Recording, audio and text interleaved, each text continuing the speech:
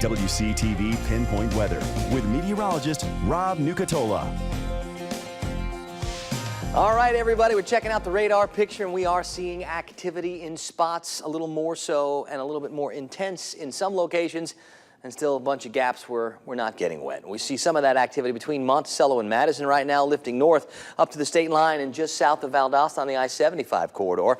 A big chunk of Taylor County wet, most of it light rain, but we got a couple of better sprinkles or better showers just south of Perry. And as we slide a little bit more around the coastline and head towards Wakulla County, we're seeing a pretty good wave of more moderate rains that are trying to lift into Leon County for now the city and the airport, but not quite past I-10 just yet. And we see a little bit more off to the west. A lot of this is moving more west and slightly north of west.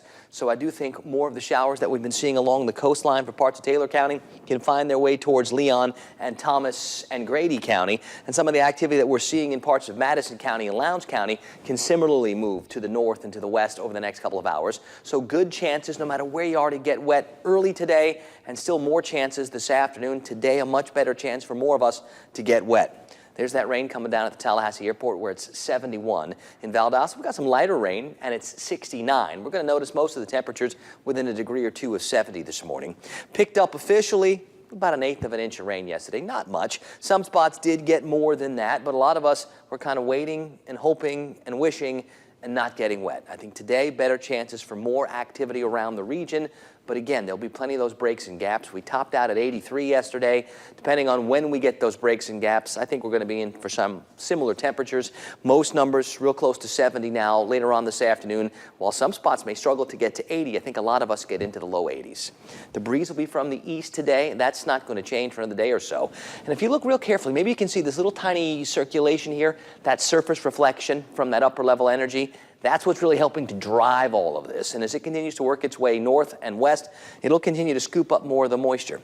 I really like how the Futurecast has been handling this, picking up those breaks and gaps throughout the area. So if you're looking for all-day rain nonstop from the minute you wake up to the minute you go to bed, you're going to be disappointed because that's not what's going to be the case for these next couple of days. But when all is said and done, we could take a nice chunk out of that rainfall deficit, which we actually took a little bite out of yesterday, but I think we can take a little bit more out of it too. By the time we get to Wednesday night or Thursday, we could pick up a couple inches worth of rain across the board. And yes, there is still the potential for this to take on some of those tropical characteristics, but no, I'm not counting on that happening, at least not yet. I need to see a little bit more before we start going there. It's a good reminder, though, that the tropical season starts in just a couple of weeks. Small crafts use some caution. We're talking winds, maybe up to 22 or 24 knots. Low tides next up, starting at 8:30. 70s this morning. The rain chances, that's the big part of the forecast, like 70% today. Doesn't mean we're going to get rain 70% of the time. That's not how those work.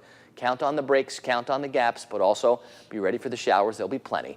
Back near 70 tonight and over the next couple of days, using the hashtag wet week because, well, kind of sort of that's where we're going.